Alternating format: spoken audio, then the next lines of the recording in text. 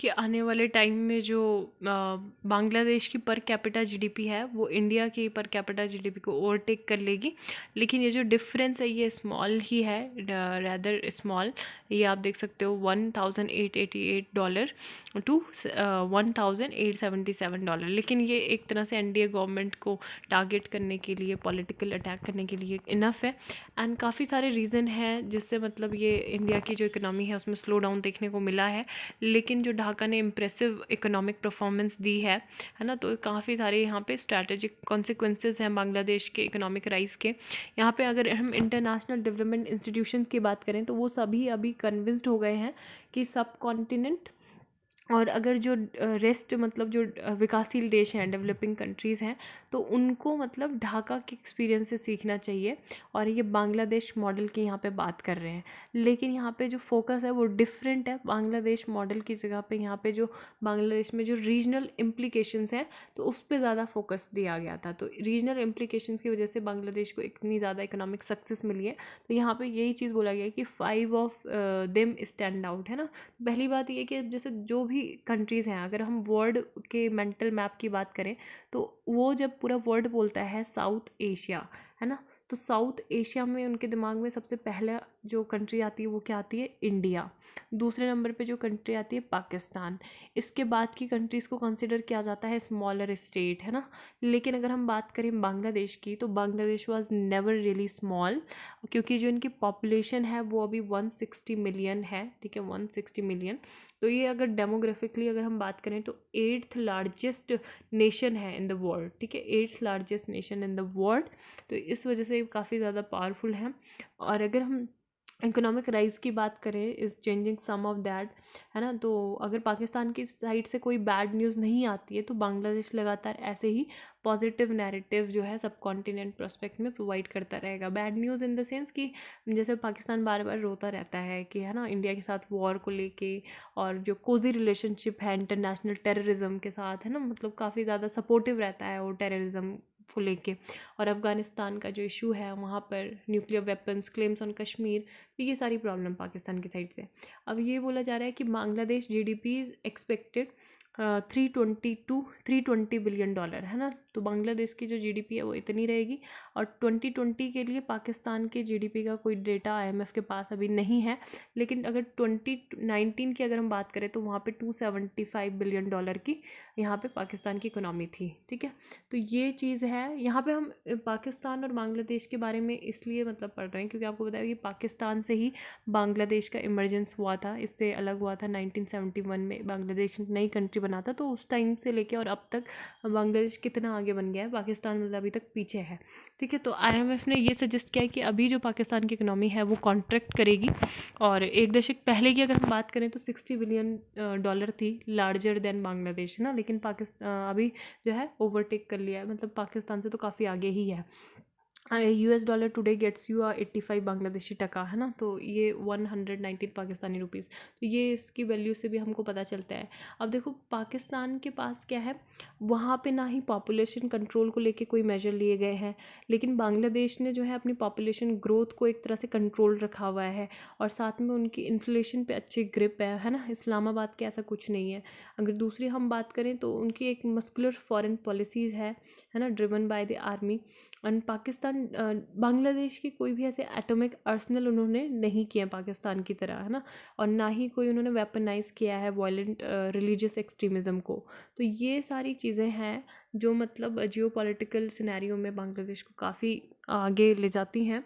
और तीसरी यहाँ पे बात करें तो Bangladeshi economic growth can accelerate regional integration, है। तो जैसे हमारा जो सार्क ग्रुपिंग है, देखो ये आर्टिकल बहुत इंपॉर्टेंट है, इसलिए मैं दूसरी बार वीडियो बना के भी इसको आपको समझा रही हूँ, तो इसको आप ध्यान से आप सुनिए ना।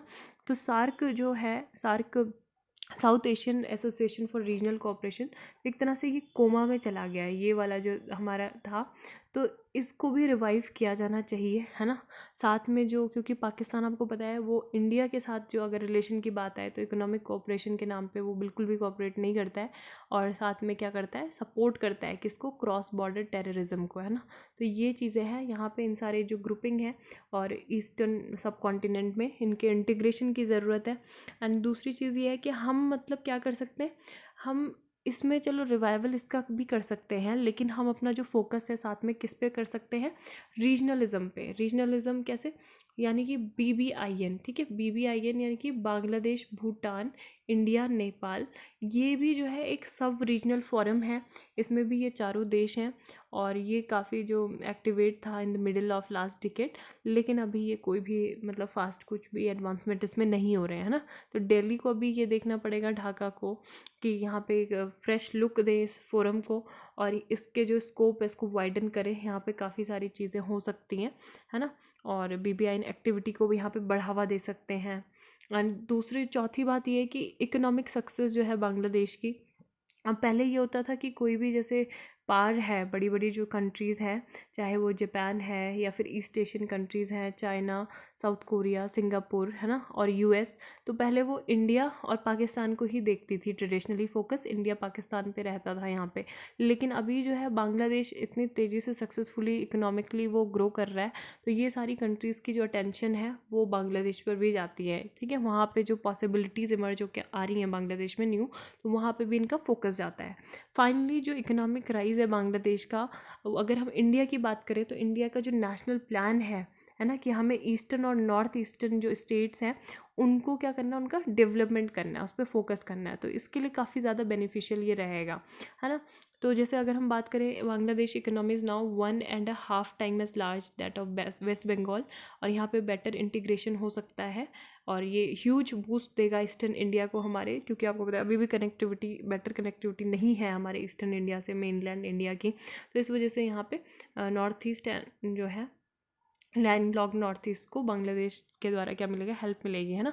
तो progress in strengthening economic ties connectivity between eastern India and Bangladesh. लेकिन अभी जो है काफ़ी सारी जो नेगेटिव पॉलिटिक्स इंडिया में हो रही है, ये पॉलिटिक्स आप देख सकते हो, है ना, अकाली दल से रिलेटेड, इकोनॉमिक इंगेजमेंट इन वेस्ट पंजाब, ये सब चीज़ें। लेकिन यहाँ पे जो है प्राइम मिनिस्टर मोदी, ये बोला गया है उत्तर के द्वारा कि डिज़र्व करते हैं कि जो पॉलिटिकल क्रेडिट है पार्लियामेंट्री अप्रूवल का, बाउंड्री सेटलमेंट जो हुआ था 2015 में, तो उनको क्रेडिट जाता है। कि जबकि उनकी खुद की जो पार्टी है वहाँ से भी अपोजिशन मतलब इसका हुआ था, अपोज किया गया था इसको। और यूपीए गवर्नमेंट ने भी ये नेगोशिएट किया था बाउंड्री पैक्ट 2011 में, लेकिन उन्होंने ये पूरी तरीके से इसको प्रॉपर नहीं कर पाया बिकॉज ऑफ इनसफिशिएंट, मतलब सफिशिएंट पॉलिटिकल सपोर्ट नहीं मिल पाया था, है ना। और 2014 में इंटरनेशनल आर्बिट्रेशन अवार्ड भी दिया गया था maritime boundary dispute between India and Bangladesh. तो बांग्लादेश जो है अभी रेडी है, उनकी गोल्डन जुबली वो सेलिब्रेट करेगा, liberation from Pakistan in March next year. And इसी टाइम पे हम ये फोकस कर सकते हैं कि यहाँ पे हम क्या करें, जॉइंटली डेवलप करें, जो ढाका के साथ जो हमारे एम्बिशियस फ्रेमवर्क है ऑफ शेयर्ड प्रॉस्पेरिटी, उसको हम बूस्टअप दें, है ना। नेक्स्ट जो आर्टिकल यहाँ पे है that is related to Assam, Mizoram and the other boundary issues in north east. तो यहाँ पे बहुत ही अच्छा ये आर्टिकल है, इसमें आपको पूरा बैकग्राउंड भी पता चल रहा है इससे, है ना। सबसे पहले तो यहाँ पे क्लैशेस की बात हो रही है, हो क्या रहा है असम और मिज़ोरम के बीच में, कि मिज़ोरम और असम के बीच में अभी क्लैश हुआ था ट्वाइस ओवर टेरिटरी, है ना।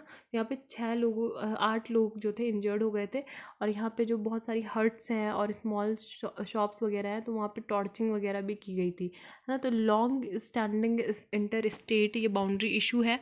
And what were the recent clashes about, तो ये चीज़ बोला गया है, जो लैलापुर विलेज है ना, लैलापुर विलेज असम के कछार डिस्ट्रिक्ट में है। तो यहाँ के जो रेजिडेंट थे वो नियर वेरेंगटिगे, मिज़ोरम का जो कोलासिब डिस्ट्रिक्ट है, ठीक है, यहाँ पे ये दिख रहा होगा आपको, ये कोलासिब डिस्ट्रिक्ट है, ठीक है, ये कोलासिब डिस्ट्रिक्ट है और यहाँ पे ये वेरेंगेटे है। तो यहाँ इस गांव के लोग, जो ये लैलापुर विलेज है कछार डिस्ट्रिक्ट का, तो ये इन दोनों के बीच में यहाँ पे क्लैशेस हो गए, ठीक है, और आपस में क्लैशेस हुए। अब ये क्लैशेस यही बोला जा रहा है कि मतलब स्टोन पेल्टिंग हुई पुलिस ऑफिसर्स के ऊपर, है ना, और बहुत सारी हट वगैरह जो थी उनको, रेजिडेंट्स जो थे उनको फायर वगैरह भी कर दिया गया था। और ये है कि यहाँ पे मतलब जो दोनों सरकारें हैं उनके बीच में स्टेटस को की भी बात होती है, कि यहाँ पे दोनों ही क्या कर रहे हैं, स्टेटस को मेंटेन करने का प्रयास कर रहे हैं। लेकिन यहाँ पे फिर भी जो था टेम्प्ररी जो हट्स थे वो बना दिए थे, है ना। जो बोला जा रहा है कि असम ने ये स्टेटस को तोड़ दिया और अपने जो टेम्प्ररी हट्स हैं वो बनाए गए। And people from Mizoram side went and set fire of them, है ना। अब ये बोला जा रहा है कि जो क्लेम की जा रही है लैंड असम के द्वारा, द्वारा, लेकिन यहाँ पे इस लैंड पे जो खेती कर रहे हैं वो कौन कर रहे हैं, मिज़ोरम के जो लोग हैं वो कर रहे हैं, है ना। और यही चीज़ जो है असम इसको मान नहीं रहा है। और जो लैंड जो है हिस्टोरिकली कल्टीवेट की जाती है मिज़ोरम के ही द्वारा, क्योंकि जो ऑन पेपर ये किस में आती है, सिंगला फॉरेस्ट रिजर्व के अंतर्गत। और सिंगला फॉरेस्ट रिजर्व जो है इसको बोला जाता है करीमगंज जुरिस्डिक्शन के अंडर में आता है। अब करीमगंज जुरिस्डिक्शन आप देख रहे हो ये कहाँ पे आता है, ये असम का ये पार्ट है ना। तो ये चीज़ है। अब ये बोला जा रहा है कि जो मिज़ोरम है वो बॉर्डर करता है असम की बराक वैली को, बोथ बॉर्डर बांग्लादेश। और जो मिज़ोरम की जो सिविल सोसाइटी ग्रुप है उन्होंने ये ब्लेम किया है कि ये इलीगल बांग्लादेशीज़ जो हैं, यानी कि जो माइग्रेंट्स हैं बांग्लादेश से जो आए हैं असम साइड में, तो वो क्या कर रहे हैं, ये सारे ट्रबल क्रिएट कर रहे हैं। मतलब वो हमारे हट्स को डिस्ट्रॉय कर रहे हैं, हमारी प्लांट्स को कट कर रहे हैं। एंड अभी जो है इस बारी उन्होंने स्टोन्स वगैरह भी हमारी पुलिसमैन पे स्टोन पत्थर वगैरह भी फेंके, है ना। अब ये जो बाउंड्री डिस्प्यूट है इतना कॉम्प्लेक्स कैसे हो गया है, तो आपको ये पता होना चाहिए कि 165 किलोमीटर का लॉन्ग, मतलब असम और मिज़ोरम के बीच में ये बाउंड्री शेयर करते हैं, बॉर्डर शेयर करते हैं असम एंड मिज़ोरम के बीच में 165। और ये भी पता होना चाहिए कि पहले जो मिज़ोरम है ये सेपरेट कोई स्टेट नहीं था अलग से, ये असम का ही पार्ट था। उस टाइम पे इसको बोला जाता था लुशाई हिल्स, ठीक है, ये डिस्ट्रिक्ट था लुशाई हिल्स असम का। लेकिन बाद में जब ये सेपरेट हुआ तो डिस्प्यूट आया, ठीक है। 1875 दो नोटिफिकेशन थे, एक 1875 का नोटिफिकेशन है एंड एक 1933 का नोटिफिकेशन है। तो इसमें ये इसको डिफ्रेंशिएट किया गया लुशाई हिल से from the plain of Cachar, and another 1930 that demarcates a boundary between Lushai hills and Manipur, ठीक है। तो लुशाई हिल्स और मणिपुर के बीच में जो थी बाउंड्री भी यहाँ पे डिमार्केट की गई थी 1933 के थ्रू, है ना। तो अब यही चीज़ बोली जा रही है कि जो मिज़ोरम है वो ये बोलता है कि द बाउंड्री शुड बी डिमार्केड, है ना। तो वो 1875 जो पहले वाला नोटिफिकेशन था उसको वो एक्सेप्ट करता है, क्योंकि ये डिराइव करता है from the Bengal eastern frontier regulation BEFR act 1873 के द्वारा। और जो मिज़ो लीडर्स हैं वो यही बोलते हैं कि जो डिमार्केशन जो 1933 में किया गया वो उसमें मिज़ो सोसाइटी को कंसल्ट नहीं किया गया, इसलिए हम इसको नहीं रिकॉग्नाइज़ करेंगे, है ना। और लेकिन जो असम है वो क्या बोलता है, वो केवल 1933 वाला डिमार्केशन ही फॉलो करता है। तो यही पॉइंट ऑफ कॉन्फ्लिक्ट है, इसी को आपको पता होना चाहिए। और इसके अलावा 2018 फरवरी में भी यहाँ पे डिस्प्यूट हुए थे। एंड जो दूसरे बाउंड्री इश्यूज़ हैं नॉर्थ ईस्ट में वो ये है कि आपको पता होना चाहिए कि जो असम है, ठीक है, असम तो पहले ऐसा कोई भी अलग से, मतलब असम ही था एक स्टेट। इसके अलावा जो बाकी सारे जो नॉर्थ ईस्टर्न स्टेट हैं वो असम का पार्ट थे, ठीक है। जैसे नागालैंड है, अरुणाचल प्रदेश है एंड मेघालय, मिज़ोरम, ठीक है। तो ये असम का ही पार्ट थे। और इन सारे स्टेट के बाद, मतलब ये सारे जब सेपरेट बने 1 by 1 स्टेट, तो असम के जो थे boundary problems each of them, है ना, सभी के साथ बाउंड्री प्रॉब्लम्स है। अगर असम और नागालैंड की हम बात करें तो ये 500 किलोमीटर जो बाउंड्री है शेयर करता है असम किसके साथ, नागालैंड के साथ। और ये बोला गया है 2008 का जो रिसर्च पेपर था उसमें ये बोला गया है कि काफ़ी ज़्यादा वायलेंट क्लैशेस और आर्म्ड कॉन्फ्लिक्ट देखने को मिले have occurred on the Assam Nagaland border 1965 में। और 1979 में भी वायलेंस हुए थे, और 1985 में भी हुए, 100 लोगों की जान भी चली गई थी। और ये सुप्रीम कोर्ट में जो है पड़ा हुआ है मामला। एंड असम अरुणाचल प्रदेश की अगर हम देखें, असम एंड अरुणाचल प्रदेश का जो बॉर्डर है वो कितने किलोमीटर बॉर्डर है, 800 किलोमीटर। तो यहाँ पे भी जो फर्स्ट क्लैशेस थे वो 1992 में देखे गए थे। और यहाँ पे बहुत सारे एक्यूजेशन लगते हैं कि इलीगल इंक्रोचमेंट यहाँ पे होता रहता है फ्रॉम बोथ साइड्स, है ना। और इंटरमिटेंट क्लैशेस भी होते हैं। तो ये भी सुप्रीम कोर्ट में ही हेड हो रहा है, मतलब ये इशू एड्रेस किया जा रहा है। देन 884 किलोमीटर का जो लॉन्ग बॉर्डर है वो असम का मेघालय से लगती है बाउंड्री, है ना। यहाँ पे भी काफ़ी फ्लेयर्स अप देखने को मिलते हैं। एज़ पर मेघालय गवर्नमेंट के स्टेटमेंट के अकॉर्डिंग ये बोला गया है कि 12 ऐसे एरिया हैं जो डिस्प्यूट है जिनको लेकर, है ना, दोनों ही स्टेट में, किसमें, असम और मेघालय में। तो ये चीज़ें हैं और दोनों ही स्टेट आपस में बातचीत कर रहे हैं स्टेटस को मेंटेन करने में। तो यहाँ पे हाउ फर्टिलाइजर सब्सिडी वर्क्स, तो ये मैंने आपको ऑलरेडी बता चुका था कल, एक बार आप इसको खुद से आप देख सकते हो कि क्या क्या मतलब स्टेप हैं। मतलब सरकार अभी क्या चाह रही है कि जो नंबर ऑफ फर्टिलाइजर्स बैग है ना, तो वो इंडिविजुअल फार्मर्स उनको क्या करें, मतलब एक तरह से रिस्ट्रिक्ट कर रही है उन बैग्स को, ताकि farmer can buy during any cropping season what are the. तो यही चीज़ें हैं, है ना। हमने ये भी बात की थी कि यूरिया को NBS जो न्यूट्रिशन बेस्ड सब्सिडी स्कीम है, मतलब न्यूट्रिशन बेस्ड स्कीम, उसके अंतर्गत लाना चाहिए और उसको चीपर करना चाहिए, मतलब उसको कॉस्टलियर करना चाहिए, ताकि जो फार्मर्स हैं वो तो उसको ख़रीदने से पहले सोचें और इक्विवेलेंट वे में सबका यूज़ हो। बाकी सारे जो फर्टिलाइज़र्स है ना, NPK यानी कि फॉस्फोरस और सल्फ़र, पोटेशियम, इनका भी प्रॉपर तरीके से यूज़ हो, है ना। तो इनको थोड़ा चीपर करना चाहिए और बाकी यूरिया को कम करना चाहिए। तो ये सब आप देख सकते हो। Thank you, have a nice day.